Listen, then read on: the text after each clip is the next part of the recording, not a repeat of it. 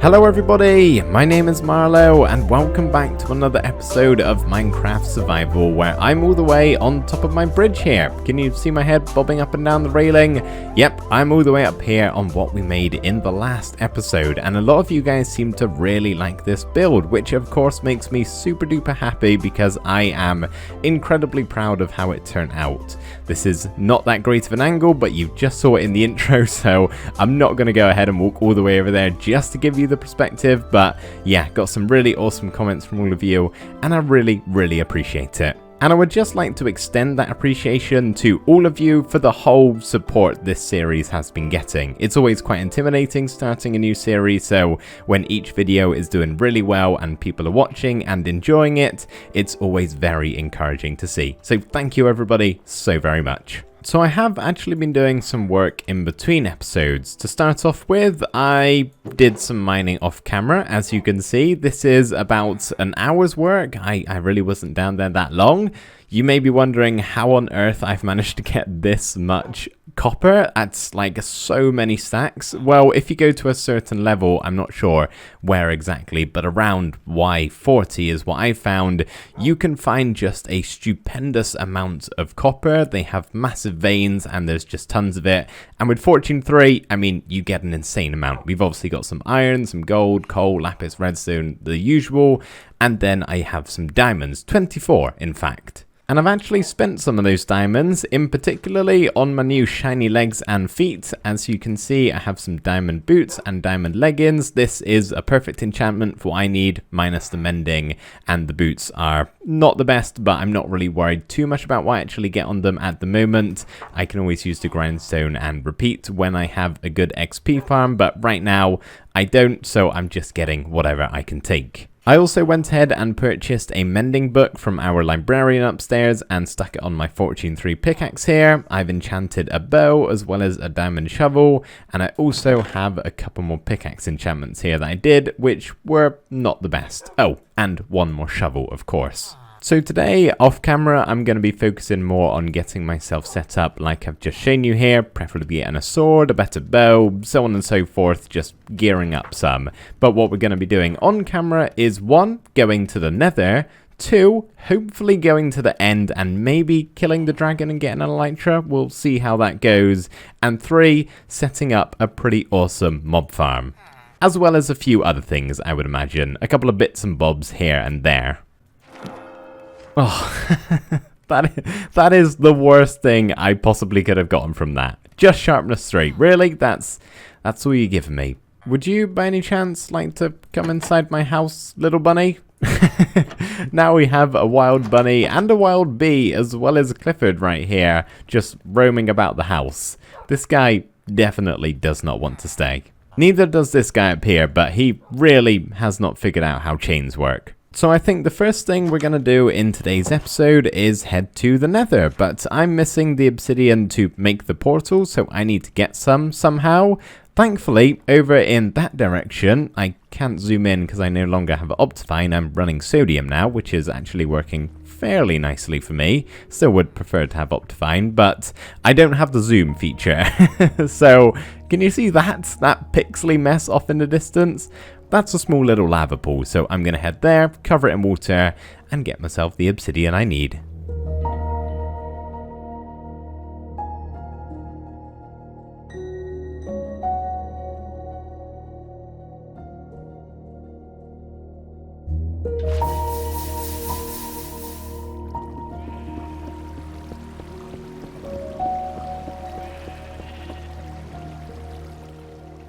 Don't worry, yes, I saw this bit get away.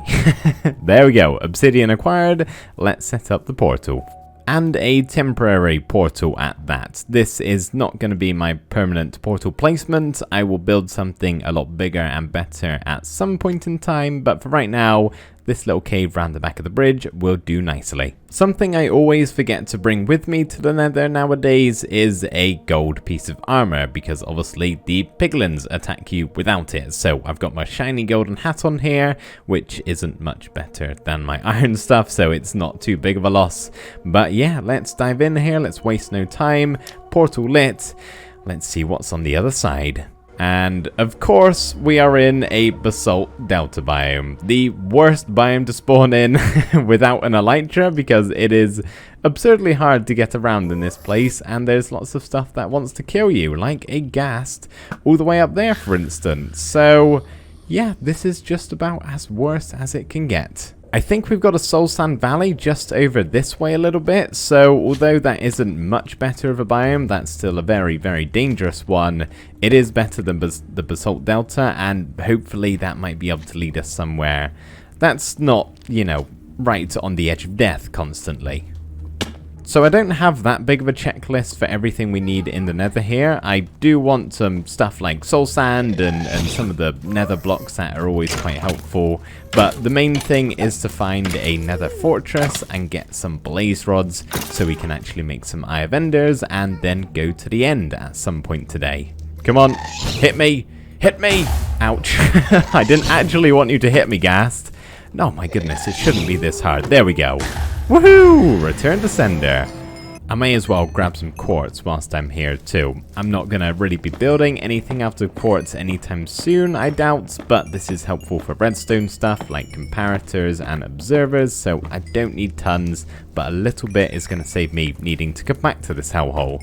I wish there was a way you could go to the end before going to the nether, because doing this with an elytra would be a million times easier. I've kind of reached a dead end now, and I don't really know where to go. I'm hoping there's something back this way a little bit.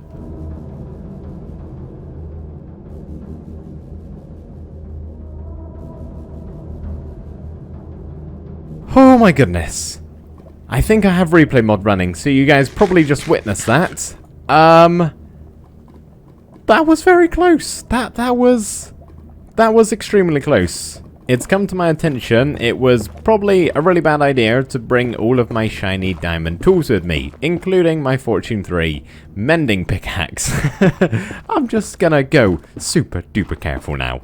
We're now moving into a crimson forest, which is good and also bad. Good because I can get some of these blocks I don't already have, but bad because there are angry mobs here that definitely want to and probably will quite easily kill me. So just to check, we're cool, right? Because I've got the gold hat on and you guys like gold. Yeah, I think we're okay. It's the hoglins I'm going to have to worry about. Uh-oh. There's one. Oh, wait, no, that's a baby. He's fine. Where's his mother? That's what I'm really worried about. Okay, well, something happened and now he's not a fan anymore. So now, yeah, that's it. Run away. Run away, you little baby. I picked up a warped fungus. I thought that strayed them away, but does it attract them? Do I have the opposite idea here? I found the one nether generated structure I didn't really care to find, and that is this bastion remnant. I do not want to go in there at the moment in any way, shape or form. Far too dangerous for right now, but I will mark down the coordinates and maybe in a later episode we can do some exploring of it. At long last, I have finally found the Nether Fortress, and of course it's right over a lava field, which is good in some regards, because if I ever want to build a farm here of some sorts, that's going to make spawn proofing a little bit easier, but for me, just getting a couple of blaze rods, yeah, makes it a little bit sketchy. Okay, all I'm looking for here is a couple of blaze rods, maybe like 10. I understand that's more than a couple, but you get my point. Not many. Like 10 blaze rods, some nether wart, which we're grabbing right now, and I'm not worried about wither skeleton skulls or anything like that. Really, it's just the blaze rods. Aha! I found the spawner. This is exactly what I need. It's actually a pretty good one for my circumstances. Closed in, not out in the open. If I get shot off, I'm not going to fall in lava. So let me sit here and grind out some blaze rods.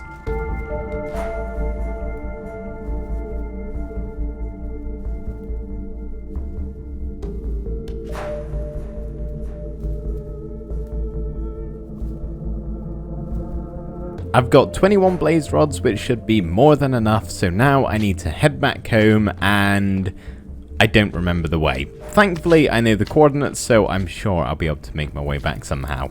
With 2 baked potatoes remaining, I've made it back to the portal. It was a fairly easy trip. It's actually quite a straightforward route if I go the correct way, which I will be doing from now on in the future, but the way I got there, yeah, was a bit haywired.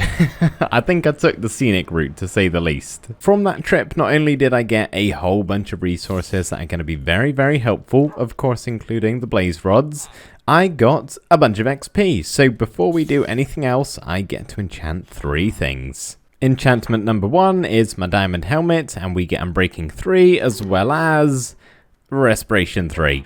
Not the best. Next up, we have the diamond chestplate giving us protection 4, which is amazing. And we also get Unbreaking 3 and Thorns. Thorns I could do without, but it's okay. I'm not going to complain about protection 4 and Unbreaking 3 on a chestplate. And for the last enchantment, we have another diamond shovel. I know I already have this one down here, but it's got Fortune 3 on it, which is rubbish for shovels. It means whenever you harvest gravel, you get flint every single time, which is not what I want. So hopefully this gives me silk touch or just efficiency and unbreaking. That is perfect. I'm happy with that. I think we're ready for the next step in today's episode, which is going to be to complete the game. Yep, we're just gonna go ahead and do it. You've all seen it done a million times before. You don't need to see it again. So I am going to show you snippets of it. We're going to have a super fast montage of me gathering up the supplies to find the stronghold, going to the end, killing the ender dragon, jumping through the gateway and getting ourselves an Elytra, as well as some shulker boxes. And then I'll bring you back in afterwards and we can go do something else.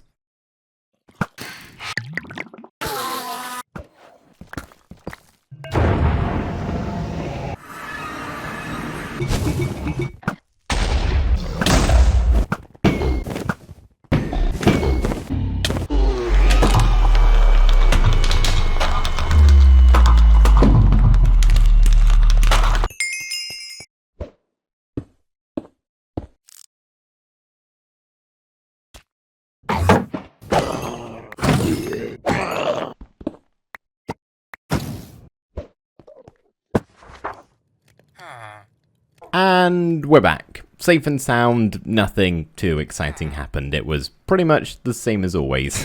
Hopefully an end update is in the future of Minecraft. I think it desperately needs one, but we did get some cool stuff from the end raiding, such as all of these tools here, some of which is actually really good. It's going to help me gear up a little bit better, plus we have 70 levels to use, which I'm definitely going to make use of. We got 9 shulker boxes here, of course our Elytra, and a few other goodies, so all around I am very, very happy. So it's actually the next day now since before I left to go on my end mission, and I've been doing some other stuff in between episodes that wasn't shown on camera. So real quick, let me update you on everything I've done. So over here next to my sugarcane and bamboo, I've set up a small pumpkin farm, which is still in the very early stages of growing, as you can see. I should probably bring some bone meal down here soon.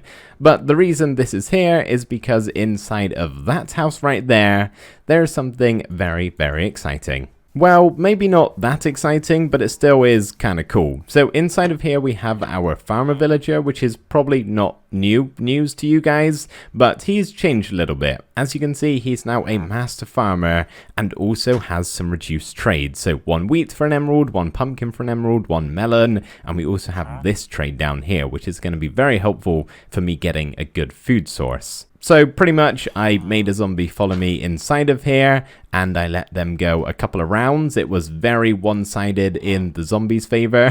He won every time, but it's okay. I cured him back up and eventually once I got him down to these trades, I killed the zombie and now we're just left with a very overpowered villager. And I have also done the same for our librarian up here. So we now have a mending book for 1 emerald, or a piece of wheat, if you want to look at it that way. Lastly, I have been upgrading my armor and tools here a little bit, so some of this is looking a lot better than it did last time you guys saw, and now I'm gonna continue to do that even further, using some of these tools and armor pieces, as well as our 1 emerald mending book. So hopefully with the combination of this, the mending villager, and my 70 levels, we should be able to pretty well fully equip ourselves here. Well, I'm now left with a meager 1 level, and I'm not quite done. We have done some good stuff here, though. So the armor here, including the Elytra, is fully complete, except from an unbreaking book on the Elytra, and as well as one here on the diamond chestplate and mending. The axe could be a little bit better. Shovel is perfect. The bow still needs some improvement.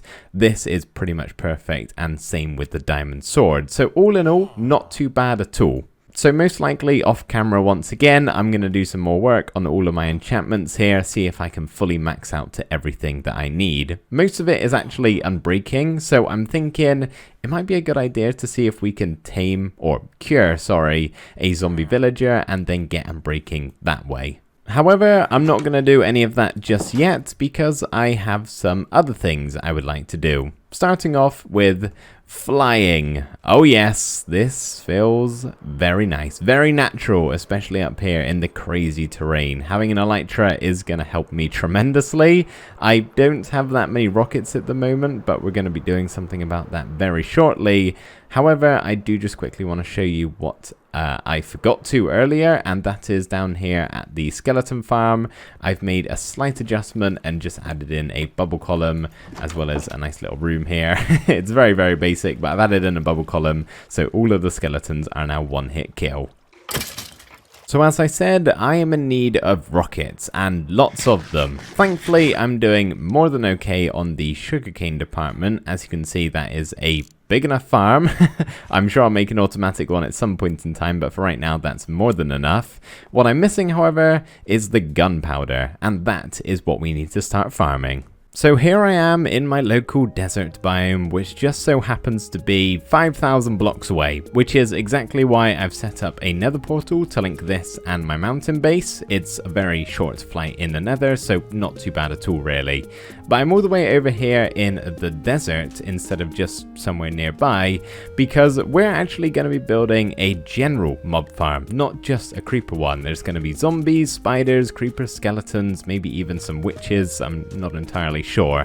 But the reason why we're all the way out here is because when you build a farm like this in the desert, there are less zombie spawns, which is great because I do not care for zombies. Rotten flesh is still pretty much completely pointless. So I think this is everything I need to make the farm. There's quite a lot of spruce wood in here just because there's a lot of blocks that need to be placed down, and I think spruce is the easiest for me to attain at the moment, in vast quantities at least. Don't have a beacon or anything like that, plus we can craft this down into planks. So that should be more than enough. But as you may have guessed, this is not my mob farm design. This is actually from Shulkercraft, and I'm going to leave a link to his video and tutorial down in the description below. So if you want to see how to build it, you're going to have to go over there and watch it for yourself, because all you're getting from me is a time lapse.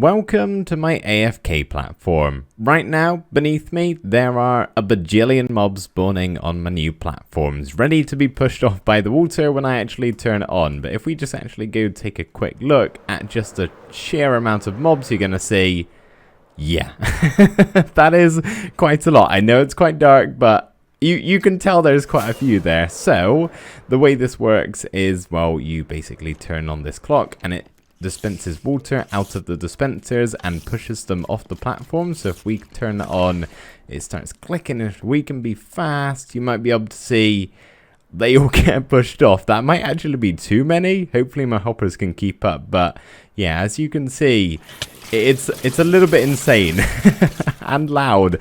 They all fall onto this and get sorted into the chest here, which is very, very satisfying. And now it's time to test the farm. So I'm up here on my Afk platform. The farm is currently running beneath me. All of my items are in this barrel just in case I somehow die. I should be fine, but I'm going to leave it running for a certain amount of time, and then afterwards we can come and see how many items we've actually gotten.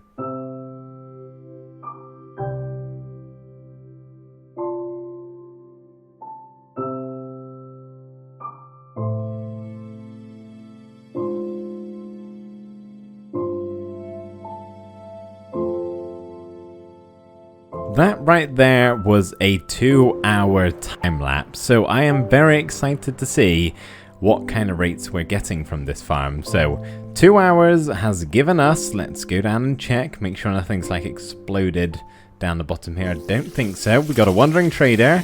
It's very noisy, that's a good sign. So 2 hours has got us. Whoa! Whoa, that's a lot of gunpowder.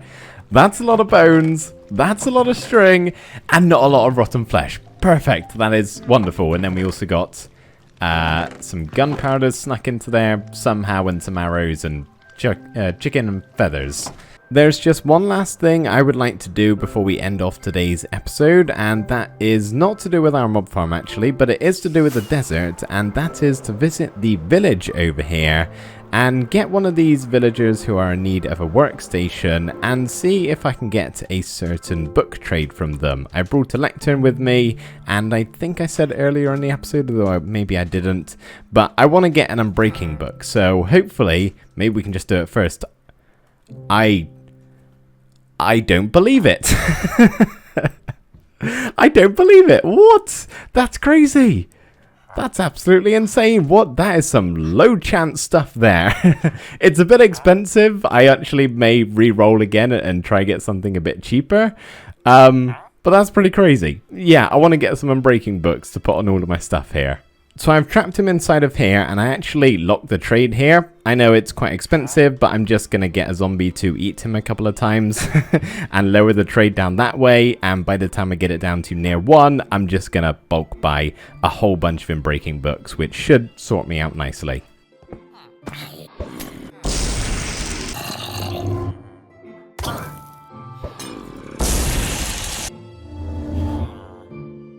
I managed to get him down from 31 emeralds to 6 after 2 cures. Unfortunately, my zombie despawned, I think, so this is going to have to do, which is more than enough. So I think that gives us, what is that, 7 books in total, which probably should be fine for now. And I mean, this guy, he isn't going anywhere. I can always come back to him later. It's not that far away. Like I said, just a short trip in the Nether.